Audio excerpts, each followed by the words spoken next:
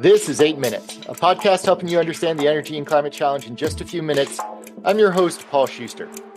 The Inflation Reduction Act and Infrastructure Investment and Jobs Act both get a lot of attention for the amount of dollars that they've unlocked from the federal government towards climate action.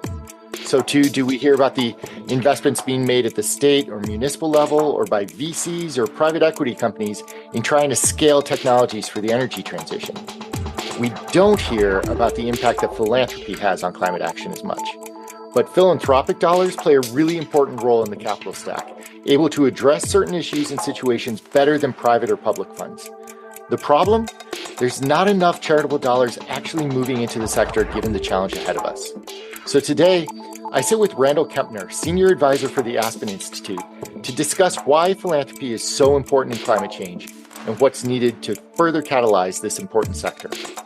8 minutes. It's how long it takes the sun's rays to hit Earth, or about enough time to make that Dunkin' run for the first iced coffee of the season. Drop the episode for the ride and let's get it on.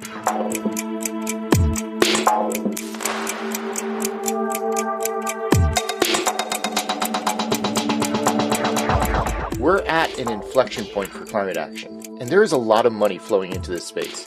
And while the amount of philanthropic capital is dwarfed by the money being put up through governmental or private entities, these charitable dollars still have a really important place in the climate capital stack.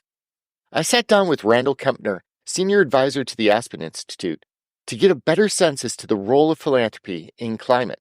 The Institute's been around since 1949, and it's a nonprofit committed to realizing a free, just, and equitable society. I focus on what we call climate smart money, so the intersection of climate change and investment, economic development, and philanthropy. Philanthropy dollars are different than, say, private capital.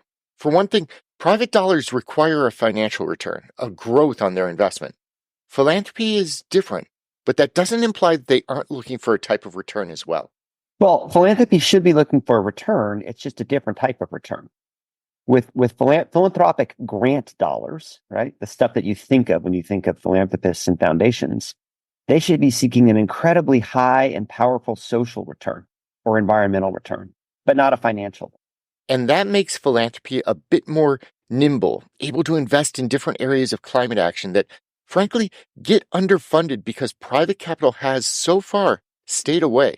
Philanthropy can play a particularly important and catalytic role in that philanthropy is meant to take more risks than either of the other two. Philanthropy has the ability to be very catalytic at early stages of new ideas and of organizations. Philanthropy also has a really important role to play in advocacy. And I also feel like philanthropy could and should be doing a lot more than it is today to help scale solutions that may not have the same level of profitability that investors are seeking. So, yeah, philanthropic dollars are important. They tend to have a different risk profile, more patience towards seeing outcomes develop. They're more nimble and flexible than private or governmental counterparts. Philanthropy can better activate investments where the financial profile may not appeal to other capital sources, or they can leverage advocacy to unlock other dollars. Randall pointed out that the IRA was a huge win, funneling what could be $1 trillion into climate action, and something where philanthropic advocacy helped to shape and nurture that investment. And some big names such as Bill Gates' Breakthrough Energy Ventures and Bloomberg Philanthropy's climate and environmental program are starting to put big dollars of their own towards the challenge, investing in technologies and business processes where the risk to return isn't quite mature enough yet to entice private capital.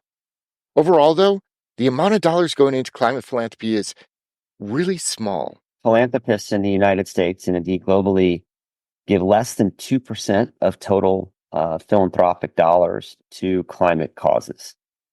In the United States, according to McKinsey, it's actually closer to 0.5%. That's not enough. And it's not like climate isn't a priority issue for philanthropists and foundations. Randall cites research that the Center for Effective Philanthropy has done on this. Interestingly, they found that 85% of those leaders said that climate was a top 3 issue facing the United States today. Yet only 33% of them would consider changing their strategy to focus on climate.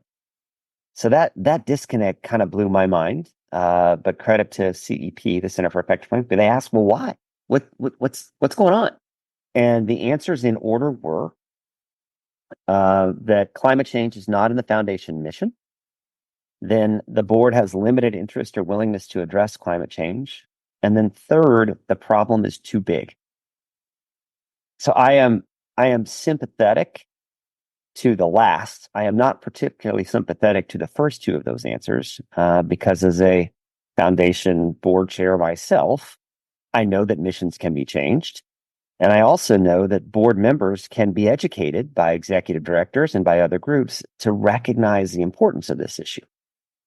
Now, the reality is climate is big and it's a honking, nasty, difficult systems issue that is going to require many different people using many different interventions in many different geographies for us to make a difference. And even within the climate space, there is more going to a local climate justice organization typically than to an international one or a national one from climate funders. On that last point about how philanthropy tends to support local causes, not to dismiss the importance of local causes, but one thing about climate that cannot be denied is that it affects all causes. It affects housing, food security, job creation. Investing behind climate is investing behind local causes. The thing is that on almost any social issue you care about is going to be imperiled, is going to be worsened by heat and by increased extreme weather. The two things which are happening already and are going to happen more as a result of climate change.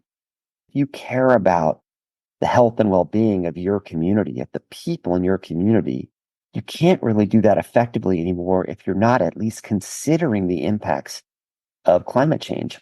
Catalyzing more philanthropic giving does not need to be simply through big foundations or big donors. It can be through smaller programs and funds. The challenge is not finding the right action to take. It's about showing the urgency to take action now. Climate philanthropy is like shooting fish in a barrel. You can't miss. There are so many different ways in which you can make a positive impact today. You should find some.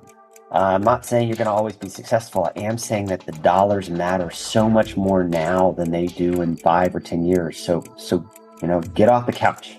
There is a right time to act, and that time is now.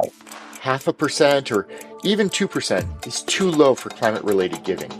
Climate action needs these flexible, risk-tolerant dollars just as much as it needs big governmental and private initiatives. It's just not there yet. I'm Paul Schuster, and this has been your 8 Minutes.